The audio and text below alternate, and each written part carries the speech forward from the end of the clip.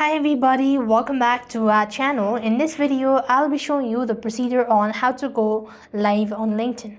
In order to go live on LinkedIn, you must use a third-party streaming tool since the platform does not have a native live streaming function. You also qualify for access with include having at least 150 followers or connections and being able to good standing with a LinkedIn profile. So open your LinkedIn application and log into your account. After which, what you have to do is basically you need to navigate to a resource section of your profile and turn on a creator mode. This can help you automatically trigger a review for your account or for your account's access as well. After which, you also need to create a new event on LinkedIn.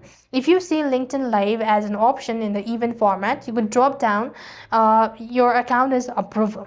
And you also need to ensure you meet the criteria. To qualify, you have to have more than 150 connections or followers, an account or a page create more than 30 days ago, a good history of abiding by the LinkedIn profile or professional community policies, a location outside of the main crisis as well. So this way you should be able to go live on LinkedIn, but you have to understand that there is no designated field in the LinkedIn app itself that you could go live, but you have to use a third-party streaming tool, and only then you could go live on LinkedIn.